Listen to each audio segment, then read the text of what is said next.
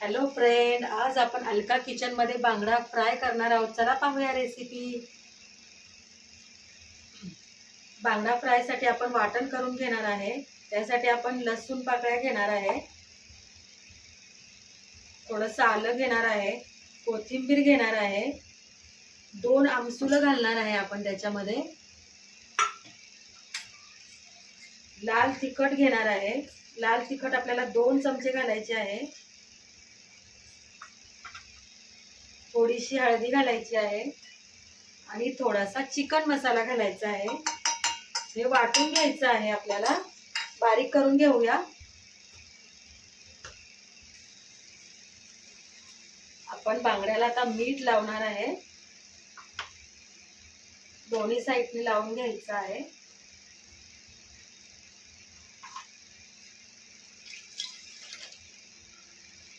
आता आपण याच्यामध्ये लिंबू घालूया. 2 आमसूल घातलेले आहे, तरी पण थोडंसं लिंबू घालूया. आणि आपण बारीक वाटलेला मसाला लावायचा आहे, त्याने चव खूप छान लागते. एकदा नक्की ट्राय करून बघा. आधी आपण लिंबू आणि मीठ असं छान आतपर्यंत लावूया आणि मग आपण याला वाटलेला मसाला लावणार आहे. मीठ त्याच्यात आतमध्ये पर्यंत जायला पाहिजे, चव छान यायला पाहिजे. आणि आता आपण वाटलेला मसाला लावूया.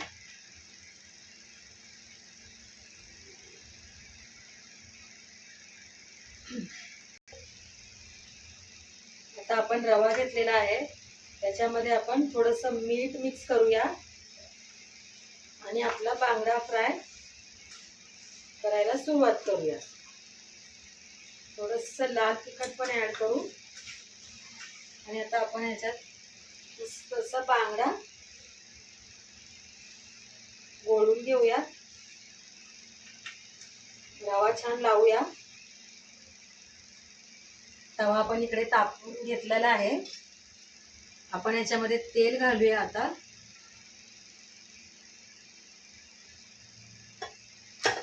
आणि आता आपण याच्यामध्ये बांगडा ठेवूया.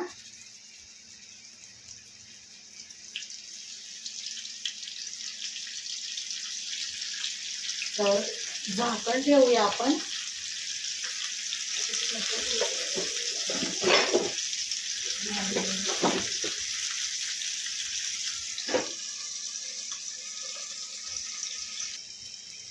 झाकण काढणार आहे आपण आता याच्यातलं आणि आता पलटून घेणार आहे.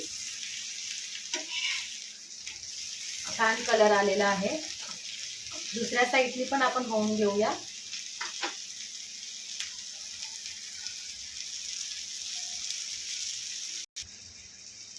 बांगडा फ्राय आपला तयार झालेला आहे. आता आपण काढून घेणार आहे प्लेटमध्ये.